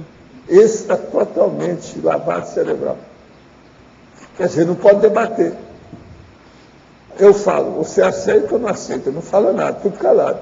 Não pode nem olhar um para o outro, vamos embora. Então, não estou de acordo, vamos embora. Isso é loucura. Nós temos que ter diálogo, tem que ter interlocução. E a dialética, onde é que fica isso? E a filosofia? E o coloquialismo? Não há mais pesquisa. Então, religião não tem pesquisa, tem imposição de ideia. E um outro ponto, professor, nisso que o senhor trouxe, que é assim, sobre o seu verbete mesmo. A pessoa, quando chega na conscienciologia, normalmente todos nós somos muito travados, cheios de trafares, que não querem descobrir, enfim, vai passando tudo muito batido. A pessoa chega travada, ela descobre a consciencialidade, descobre a amabilidade. Daqui a pouco ela começa a pensar que ela tem que ser amável com todos e que ela não, isso, no momento que ela fala a verdade, ela não é mais amável. Né? E aí existe essa mistura de conceitos. Ela não sabe, completamente sabe interpretar o mínimo, o significado das palavras. Sim. Sabe, não sabe aplicar aquilo. As palavras, gente, elas representam ideias. Agora, a maioria das palavras tem ideias complexas. Não é uma ideia simples. Ela tem muitas facetas. A gente precisa de olhar. Cada palavra é de um jeito. Por isso que eu estava falando. Muitinho e poucão, a mesma coisa são. Adriana. Aprofunda, só uma última pergunta aqui na página 14, professor, no seu verbete, lá embaixo, o senhor, em taxologia, traz 2 paralegados, o extrafísico e o intrafísico. Eu queria que o senhor falasse um pouquinho mais deles, a gente já... O paralegados extrafísicos são as comunetes evoluídas de serenões dedicadas à interassistencialidade, criadas pela Consciex durante os períodos intermissivos. Então, por exemplo, a gente vê essas comunetes. Muitos aqui fizeram o curso intermissivo e tiveram comunetes evoluídas. Eu não digo que foi comunetes de serenões, mas, por exemplo, comunetes de evoluciólogo, muitos aqui tiveram. Ouviram palestras, contato, perorações de evoluciólogos de todo tipo extrafísico. Isso, então, deixou um paralegado extrafísico na consciência de muita gente aqui. Agora, o paralegado intrafísico são os históricos, as descobertas, as invenções, o neoverpons, neoteca inventada pela consciência durante a fieira das vidas humanas. Eu, nessa minha vida, estou deixando já 6.000 neologismos. Isso é um legado intrafísico. Você entende? Entendi. Todos nós aqui estamos deixando, porque estamos fazendo aí a GESCOM. A GESCOM é o legado. Ok? Obrigada. Adriana. Suzane aqui no B. Página 29, primeira linha. Tem relação com a pergunta anterior da ansiedade generalizada. Você traz aqui para nós o vício em adrenalina. Você poderia fazer um contraponto aí com o processo da ansiedade? Eu acho que a gente acaba... É engraçado assim, porque eu sempre muito ansiosa, sempre muito... no operacional, sempre muito de fazer coisas, né? Aí teve uma época que, eu não sei, eu fiquei mais tranquila. Gente, mas é uma sensação estranha que eu ficava assim, nossa, aqui está faltando alguma coisa. Você fica tão viciado naquele negócio de estar fazendo, ainda mais quem tem a síndrome, porque ela tem que estar mostrando, né? Ela tem que, não é nem para os outros, às vezes é para ela tem que estar vendo resultados. Então é difícil fazer coisas de longo prazo, tudo de curto prazo, tem que sair o resultado. Aí você vive naquela adrenalina. E uma seguida da outra. É como se te mantém meio que aceso, não sei o quê, e não te deixa parar para pensar. E quando tiram isso, parece que está faltando alguma coisa. Está tudo certo, mas você fica... É o caso do vício, né? Em qualquer coisa, né? Vício refrigerante. Você parou de beber refrigerante, parou de beber café, pô, a melhor coisa pode acontecer, mas dá aquela síndrome da abstinência. E do ansioso também dá síndrome da abstinência do ansiosismo. Ele está tão acostumado até com a adrenalina, a trabalhar a mil e tudo, que se tira isso do quem tem ansiosismo, parece que está faltando alguma coisa. Está faltando mesmo, mas é uma coisa positiva, né? A falta é positiva. Tuiana, na B. A psicologia, você pode comentar o último ciclo? Os ciclos de autodistorção da síndrome. O que você quis dizer com isso? Onde é que ficava a psicologia, página 29. Página 29. Ah, sim, achei. Os ciclos de autodistorção das síndromes. Eu acho que as síndromes, em geral, é uma coisa meio cíclica, né? Por exemplo, qual é o ciclo da síndrome do impostor? A pessoa pega, fica ansiosa, não faz... Existem vários ciclos, né? Mas um do jeito. Deixa o trabalho para cima da hora, aí faz aquela coisa meio correndo, vira à noite, não sei o quê, apresenta... Aí as pessoas acham que o trabalho está lindo, maravilhoso, acham que ela se dedicou muito, aí ela pensa, putz, não me dediquei nada, o trabalho está uma porcaria, mas ninguém reconheceu isso, ninguém percebeu isso. Aí reforça a ideia de que ela é uma impostora, que ninguém percebeu que aquilo foi uma porcaria. Aí o próximo evento é a mesma coisa, né? E vai reforçando. É um ciclo que vai reforçando a distorção da pessoa. Ela tem uma visão distorcida, e aí o resultado, por exemplo, de uma tarefa que ela fez, reforça a ideia, porque ela teve que fez tudo em cima da hora, fez tudo correndo, porque ela, por causa do seu medo, foi, por exemplo, né, postergando e tudo, e reforça a ideia de que, primeiro, de que tem que jogar muita energia, entendeu? De que tudo é muito difícil, tudo é muito penoso. Às vezes, umas pequenas tarefas ganham uma proporção absurda de penosidade, mais pelo ansiosismo, entendeu? Então, as síndromes em geral são assim. A pessoa tem uma distorção cognitiva que ela vê, aí o resultado daquilo, ela distorce de novo e vai somando, né? Obrigada. Pastor Valdo, pergunta sobre o dicionário aqui em cima.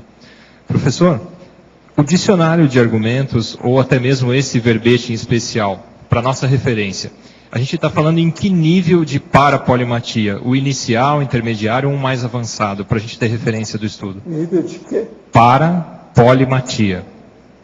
Não, nós estamos falando aí naquele mais avançado que eu já consegui na minha vida. Agora eu não sei como classificar isso. Uma coisa eu te digo, primária não é. Tá. Se não é polímata, pelo menos tem pretensão. Tá. É alguma coisa.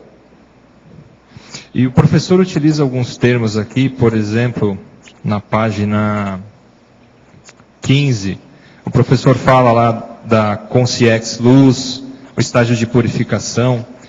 Esses termos, alguma coisa já tem nos 700 experimentos, mas seriam esses termos usados para fazer rapport com outras linhas do conhecimento também, ou o professor acha que eles identificam melhor o estágio? Eu estou aprofundando mais o assunto. Olha, essas 2 páginas e meia tem 80 itens. Essa aqui. O que são os itens? Por exemplo, megalegadologia é um item. Ciência é outro item. Essa enumeração aqui, ó. Paraculturais, pessoais, evolutivo, planetária, materiais, parapsíquico e multidimensionais é outro item. Serenal é outro item. Homo sapiens serenice é outro item. Planeta é outro item. Todos esses que são maiúsculos são itens. Moksha é outro item. Pós-serenologia, outro item. Consciex livre, outro item. CL, outro item. E por aí vai. Tem 90 desses. Uhum. Isso aí mostra que o texto é complexo, é complicadinho. Não é para a pessoa ler assim por cima e passar. Não dá, ela não vai entender nada. Ela tem que ler e parar. Agora, ó, ele tem mais vírgulas também, é de propósito. Que é para a pessoa parar de vez em quando para poder pensar. Não adianta ser tato psíquico e passar por cima. A gente tem que ser tato psíquico, mas raciocinar. Tem que refletir, senão não adianta nada. Então, eu estou fazendo esse texto do dicionário, aparentemente é o mais simples que tem. Ele é todo dividido, etc., em 7 partes, tudo bonitinho. Mas é o mais complexo que eu já escrevi até hoje. Eu estava comentando isso com o Otto aqui, que eu achei até que do ponto de vista Mas agora, ó, em janeiro, eu vou dar um curso que eu vou explicar isso tudo. Para fazer um verbete de 3 páginas, eu uso 3 folhas e um monte de dados. Por exemplo, eu estou começando a fazer um verbete aqui. Então, só para você ter uma ideia, eu tenho aqui, o verbete é mega evoluciologia. Junto com isso, eu tenho aqui a técnica de 12 procedimentos redacionais para fazer o verbete. Eu tenho que seguir 12. Ó, eu já risquei aqui, ó, de 1 a 6 e o 8.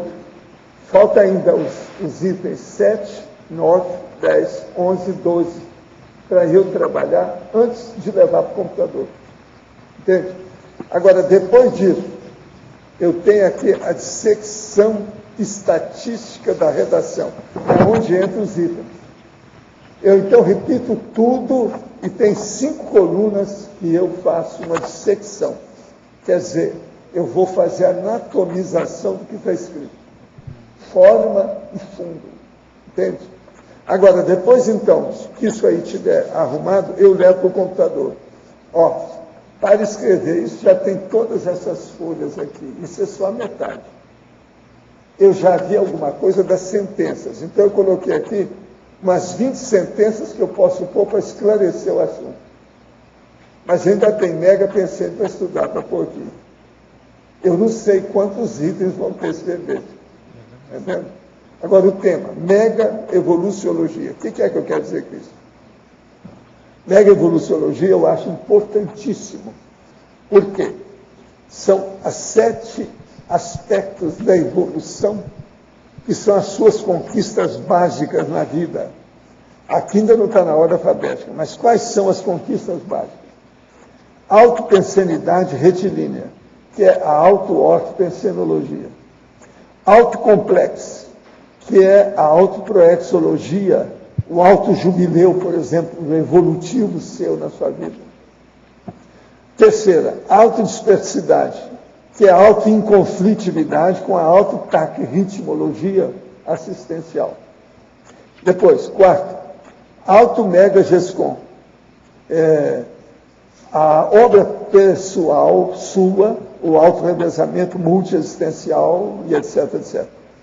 Auto-parapercepciologia, é a parafenomenologia, o epicom, por exemplo, o epicentro consciencial. A interassistenciologia, é a tariscologia, a policarmalidade, a mini-peça do maxi-mecanismo. E junto com isso, autofiex, a oficina extrafísica pessoal. Isso aqui, ó, são as 7 coisas básicas que nós, intermissivistas, precisamos chegar. Por isso que eu chamo, essa é a mega evoluciologia. Quem conquistar algumas dessas aqui numa vida, vai ter que pensar na próxima para chegar nas 7. Se ela não conseguir as 7 agora, ela tem que pensar na próxima. Então, veja, isso aí não tem na enciclopédia. Do jeito que eu estou falando aqui, não tem. Agora, com 7 itens, eu estou tentando explicar tudo. É lógico que essas 7 conquistas, elas vão caminhar para outras condições, né? Então, por exemplo, eu digo o seguinte, não se pode esquecer das conquistas adventícias, aquelas laterais, consequentes, como efeitos, derivações, entende? Por exemplo, em geral, dependente dessas 7 básicas. Por exemplo, eu estou dando aqui 10. Automacrosoma, autoidentidade extra, invexologia, pangrafologia, com extrapolacionismo, duplologia evolutiva, autorado conscienciológico, autolucidologia, os megacons, cipriene, automega euforização, está tudo aqui. Infiltraciologia cosmoética, que é a maximorex, por exemplo, da pessoa, por causa disso. E o problema do profissionalismo, a área da saúde, a área da educação da pessoa, lá, a reaprendência. Autorretrocogniциologias, personalidade consecutiva que a pessoa localiza, não só ela, como os outros. Isso tudo são derivações, consequências, efeitos do processo das 7 conquistas básicas. Você entendeu? Essas 7 Isso conquistas... não tem na enciclopédia. Essas 7 conquistas aí, elas têm sentido para a pessoa até que momento da escala evolutiva? Para ela ter isso? Tem sentido para a pessoa enquanto ela é intermissivista do jeito que nós somos. Aí a pessoa vai ver, por exemplo, um dos tópicos que eu falo aí é a semiconssexualidade. Depois disso, ela vai entrar na semiconssexualidade. A semiconssexualidade vai ter o teleguiamento, o evoluciólogo, o serenão. Então, o caminho já é outro. A despertologia já foi engolida. Já domina. Você entendeu? Entendi. Tem muita coisa do dicionário que não tem na enciclopédia. É. Professor, tenho notado que depois de alguns minutos, exteriorizando pelas mãos, sinto a base da minha coluna latejando junto com a nuca, o corono chakra, o umbilico chakra e o cardio chakra disparado. O umbilico chakra também pulsa como se tivesse um coração nele acelerado. Durante o dia, às vezes, me sinto com a cabeça sendo envolvida, não sei pelo quê. Nessa hora, a sensação de estar ficando aéreo, como se estivesse saindo de mim. Esses sinais podem significar algum problema? Não. Você está em desenvolvimento. E isso aí são os primeiros sinais de descoincidência dos seus veículos de manifestação. Não liga para isso, não. Agora, anota tudo isso, do jeito que você está falando aí, para você estudar você mesmo com o passar do tempo. Coloca tudo no laptop. Faça um arquivo para você estudar você. Isso vai te ajudar. No verbete do dicionário, ali no argumentário, na página 15, eu não sei se o senhor já aprofundou aquela questão do melhor é merecer sem ter do que ter sem merecer. Isso aí é para mostrar, né? E o serenão, ele segue esse dito popular. Melhor é merecer sem ter que ter sem merecer. Ele procura dar um jeito de melhorar essa situação. Do ponto de vista humano e do seu anonimato interassistencial, ele criando obras meritórias, o serenão não recebe honrarias, título de nobreza, nem condecoração dos governos e instituições, indo embora da terra em silêncio e com discrição. Quem sabe quantos milênios de autodisciplina, perseverança e abnegação a favor dos compassageiros evolutivos foram despendidos para alcançar tal momento apoteótico.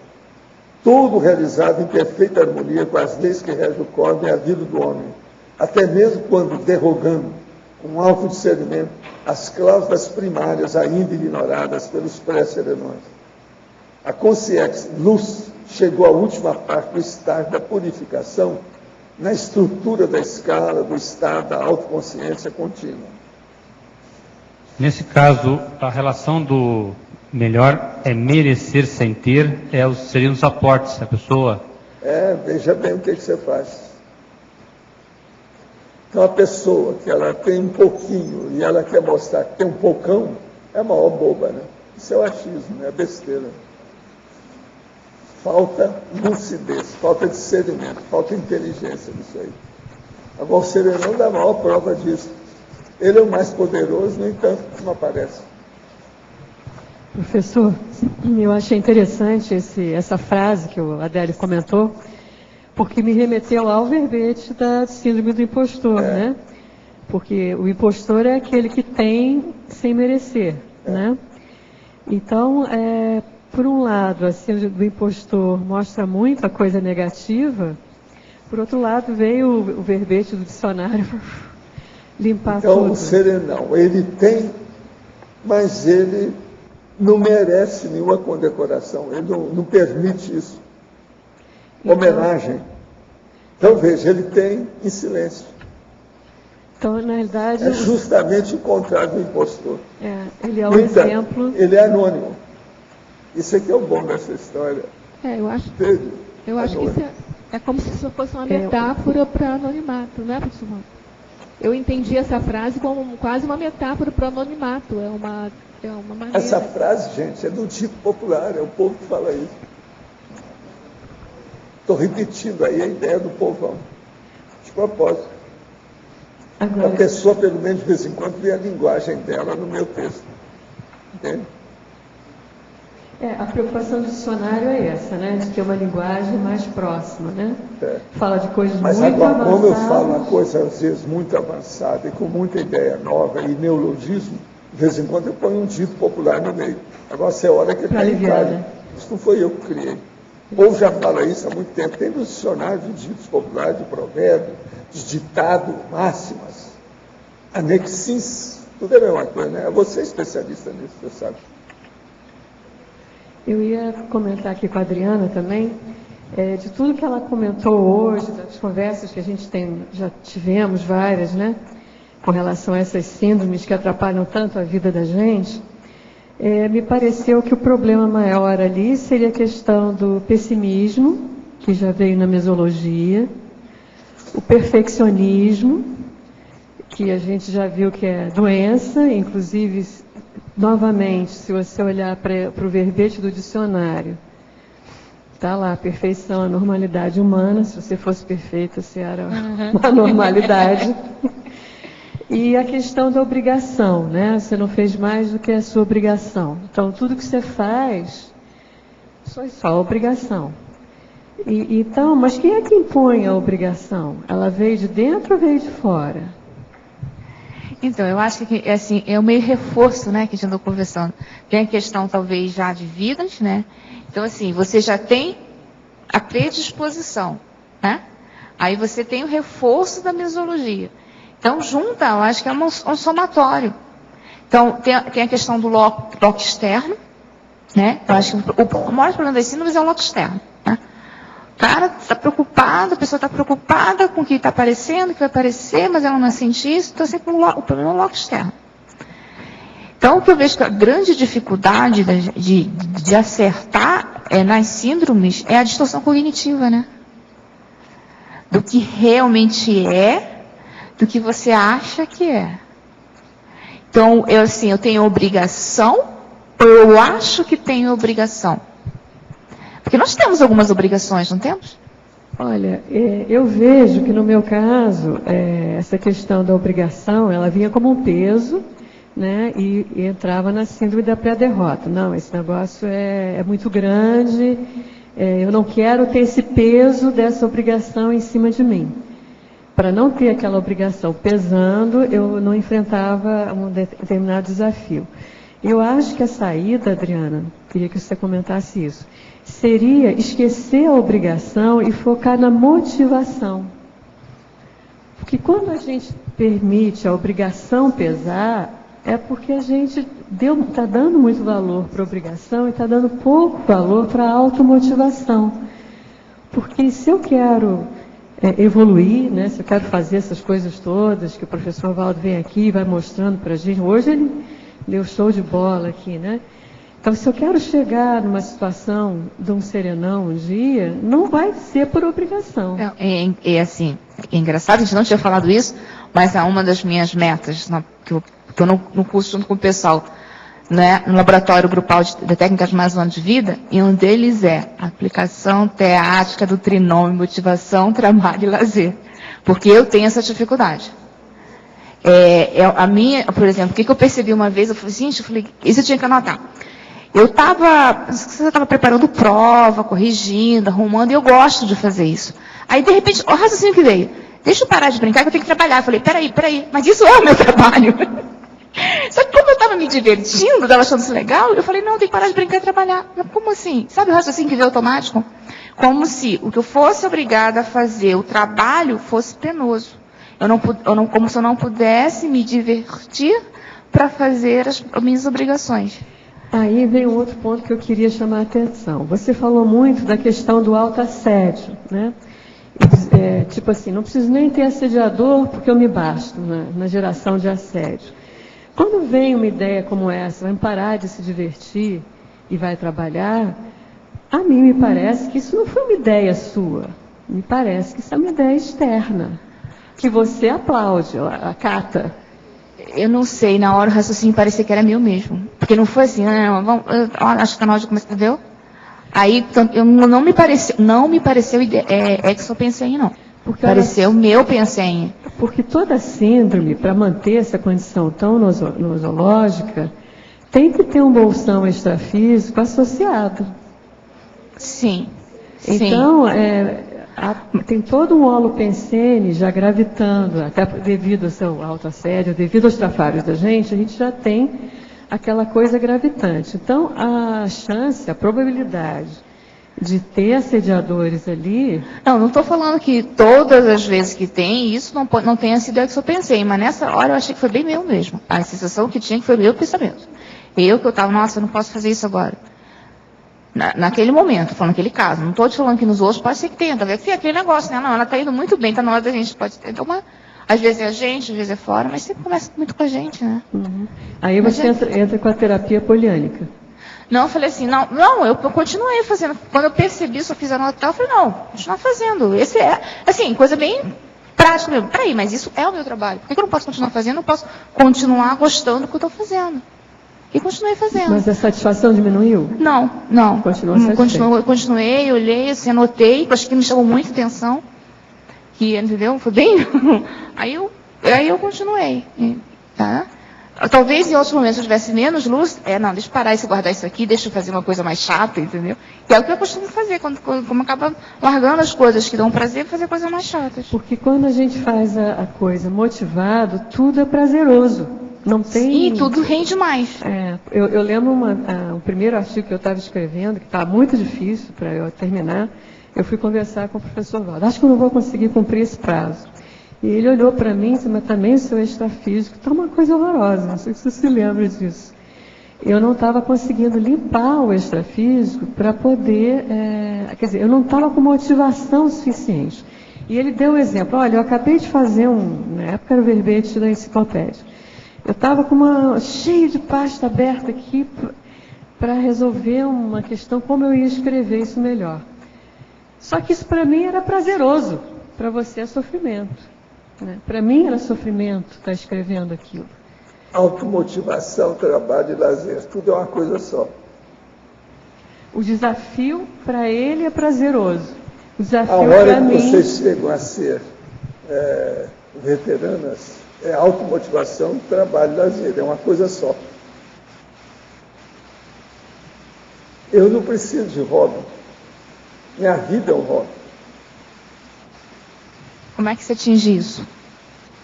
Através do trabalho. Você vai vendo o resultado daquilo através principalmente da TARES. Você tem que ver o resultado, você tem que ver o fruto, tem que ver o saldo, tem que ver o produto. Se não tem, está danado. Tá, a motivação é pelo resultado. Você vê aquele resultado... Olha o produto desse verbete que você fez. É assim que você tem que olhar, o saldo disso. O que vai dar? Você está tratando um assunto difícil. Esse seu tema aí não é fácil. E você está saindo muito bem com ele. Isso é a seu favor. Tira partida disso. A verdadeira felicidade é o reconhecimento da obra feita. Você está com a obra feita. Tá certo? Pensa nisso. Agora, quando você vir falar aqui, de vez em quando você tem que falar mais devagar. Você está falando depressa demais. Eu vejo que tem gente que às vezes não entendeu tudo. Que ela é taxífica. Estava pensando no Samuel Johnson, né? Que eu fui ler a biografia dele, ele tinha síndrome de Tourette. Então o cara é um gênio na escrita, né? Nas ideias e para escrever. Para falar é um desastre. Né? E, então tem essa coisa, até como por que a pessoa... Aí você falou da taquirritmia, né? A gente deve falar depressa quando precisa, mas no normal você tem que falar mais cadenciado, no povão, que a média não é taxífica. A média é normopsíquica. Ela não é nem brade, nem também é tática. Então a gente tem que falar no normo. A cadência, a fluência. Mas isso denota também, no passado, mais reforço na escrita do que na oratória, né? Agora, a escrita, o jeito que tem, é o melhor tipo de comunicação e é o que dá mais a cachaça. É o que sobe mais. É muito pior do que a cocaína, cafeína, qualquer coisa que envolve a pessoa. Agora, então, depois que passa o entusiasmo, que a pessoa descobre isso, ela tem que sossegar. É aí que ela fica veterana, é depois que sossegou. Então, ela sabe que estudo é importante, ela tem motivação, ela se realiza com isso. Então, isso é muito importante. Esse é o caminho do veteranismo. Todo mundo aqui está caminhando para isso. Sem euforia. É tanto que a pessoa vem aqui, às vezes a primeira vez que ela defende um verbete, ela muda a opção de cor na vida dela. Ela mesmo vem falar para mim que mudou. Então ela quer saber o que aconteceu, por que isso? Passou para assistente, né? Aí eu processo de parapsiquismo no mental soma. A maioria já teve parapsiquismo, mas tudo na base de psicossoma. Psicossomão. Entendeu como é que é? Agora, a hora que vai para o mental soma, tudo muda de figura. Que aí entra o autodiscernimento. A distinção do que é bom é maior. Aquela distinção se torna maior. Então, isso tudo muda. Ao professor, tem dificuldade em pôr sentido na minha vida. Sou um pouco familiarizado com conhecimentos da conscienciologia, mas desejo muito chegar próximo ao nível de entendimento de integrantes que conheci aqui em Belo Horizonte e em Foz do Iguaçu. Mas é um bocado de caminho a percorrer. Tudo que tento fazer parece não dar certo. E compreendo que parte disso é devido à própria vitimização. Quando uma situação fica com muitos obstáculos, chego à conclusão de que aquilo não é para mim e desisto. Cheguei ao ponto de ficar sem esperança em tentar qualquer mudança. Como reverter essa situação? No momento estou afastado dos estudos da conscienciologia. Tento às vezes fazer o EV. Não sei se estou fazendo corretamente. Como limpar de maneira efetiva, energeticamente, o lugar onde moro, já que convivo com os pais e os pensamentos são variados, de positivo ou negativo. Olha, o problema seu que está faltando em você é uma coisa só. Chama-se auto-organização. Você precisa se disciplinar. E outra coisa, pegar um negócio e ir até o fim. A hora que acabar, você pensa no outro. Esse aqui é o seu caminho. Falta organização. Agora, eu vejo o seguinte, você escreve bem, você está expondo bem seus pensamentos, o problema é seu, então o que é que está faltando? É se organizar. Coloca no papel o que você quer. E acabou. Você, de hoje em diante, é um javali. Vai marcar o caminho, não vai sair dali. Com rima e tudo. Adriana, você já comentou alguma coisa sobre a terapeuticologia ali, na página 31? Sim, o que No teu caso, o que você mais gostaria, seria importante salientar em termos de terapeuticologia? O que mais ajudou nessa questão para sair da síndrome? Eu acho que é a autocientificidade, tá? E... autocientificidade, que é a questão da autopesquisa, com técnica, buscando apoio dos especialistas. Então, assim, com Sintrafor, entendeu? Com Sincobaia, consciencioterapia, tudo num pacote. Que aí você vai reconhecendo os trafores, vendo, apliquei várias técnicas para a questão dos trafores, pedi lista para as pessoas externas, respondi o conscienciograma, fiz o inventariograma, então apliquei várias técnicas e fui cruzando as informações para que aquilo assim, até porque você acha que é a primeira vez que, assim, quem ensina? A primeira vez que eu fiz o conscienciograma, eu falei, isso aqui eu errei, né? Eu escrevi, eu respondi tudo errado. Eu fiz o conscienciograma na primeira vez, se não me engano, 3 vezes. A primeira apresentação que eu fiz no Reci 1, eu apresentei três mapas conscienciotétricos, porque eu tinha que não era suficiente para mim, não é verdade isso, entendeu? Então, assim, eu fui aplicando várias técnicas e cruzando as informações, para me dar até segurança, né? Não, é o que eu posso ter respondido errado, aqui a pessoa pode estar com uma visão distorcida, mas a partir do momento que você vai, você aplica todas as várias técnicas, você vai confirmando pelos resultados das técnicas, né? Aquilo vai te dando segurança, não é isso mesmo, é um fato. Eu estou com alguma distorção, tem alguma coisa errada, eu estou com meu nível de exigência muito alto, o que eu estou pensando que é um trafor, o que eu estou pensando, outra coisa que eu falei que é a questão do achismo, né? Que eu acho que os outros pensam. No consim, cobaia, você para de achar do que é, as pessoas falam o que pensam de você. Você começa a saber o que as pessoas... Então, assim, a autocientificidade, você passa a basear as coisas em fatos e com técnicas. Em vez de pensar, você vai e pergunta, né? Oi? Em vez de ficar pensando o que os outros pensam, você vai e pergunta. Né? Isso. Ok.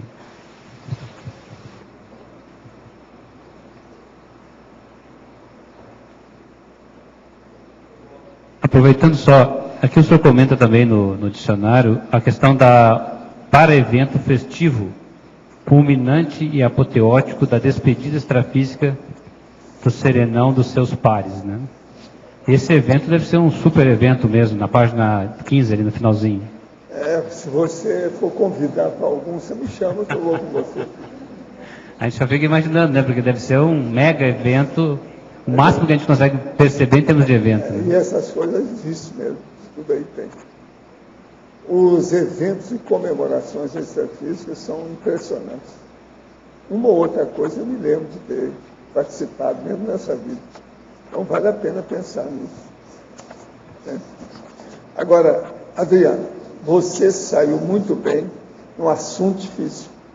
Você é ótimo. Mais 200 verbetes para você, no mínimo. Tá certo? Esperamos aqui. E outra coisa, qualquer coisa, a Caixa está aí de olho em você. Os nossos comerciais, por favor. Obrigada. Pontuações da tertúlia de hoje foram 82 assinaturas no livro de presença, 26 perguntas presenciais e 11 perguntas online. Os recados de hoje serão os amigos da enciclopédia, a mim com o curso 40 manobras, a Patrícia com o ECP2 de Manaus e a Nilza com o curso Apolônia de Tiana. Boa tarde a todos.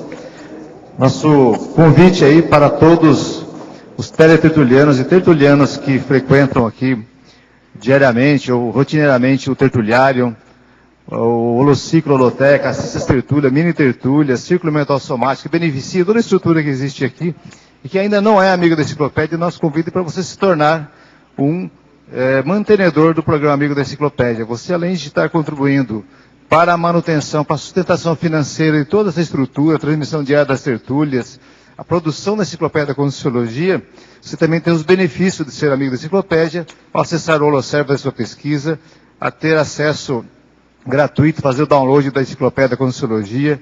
Nós esperamos em breve, até final do ano, já ter uma edição atualizada também. Então, nós convidamos você que já foi amigo, que está com a assinatura vencida, ou que quer se tornar um amigo da Enciclopédia, que é muito fácil fazer a sua adesão. Basta ligar na recepção do CAEC e você, em poucos minutos, você faz a adesão com cartão Visa, Amex ou Mastercard em até 12 vezes. Ou também pelo site do programa Amigos, www.enciclopediaconscienciologia.org. Obrigado.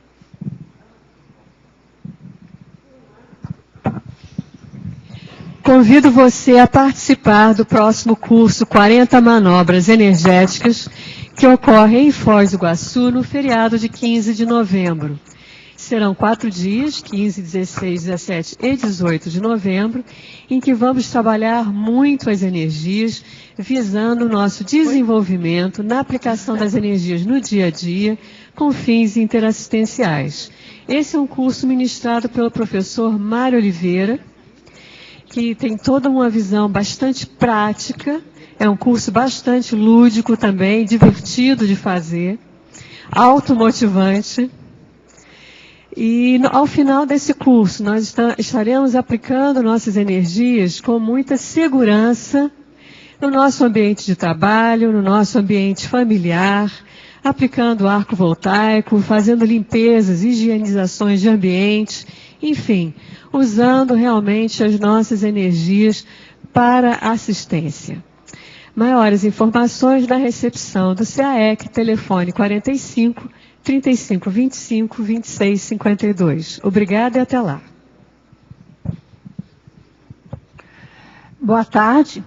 O nosso convite é para que você participe do SCP-2 da região norte, que vai acontecer em Manaus nos dias 16, 17 e 18 de novembro.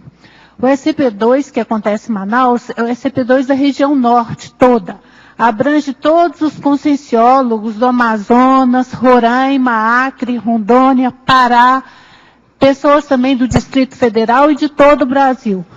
É uma oportunidade muito boa para você contribuir com a reurbanização da região, que é muito importante, o SCP-2 lá é significativo, e para você também experimentar, interagir com as bioenergias da Amazônia. Fica aqui o nosso convite, com certeza você será muito bem recebido pela equipe intra e extrafísica da região. O interessado deverá procurar o centro educacional de sua região ou então em Manaus. Pode procurar pelo telefone 92 33 21 12 20. Obrigada, aguardamos vocês. Boa tarde. Boa tarde a todos. A CIP convida a todos para o curso Apolônio de Tiana, que será ministrado pelo professor Jarbas Paranhos, no dia 4 de novembro, domingo, das 8h30 às 18 horas, na sede da CIP. Os temas que serão abordados é história, biográficos, escritos, iniciações, parapsiquismo e o mito de Jesus Cristo. Para qualquer informação, o e-mail é acip, com o telefone 45 21 02 14 21. Também pode procurar a professora Marta Brito, que ela normalmente está aqui na tertúlia e poderá fazer as inscrições, que são vagas limitadas. Obrigada.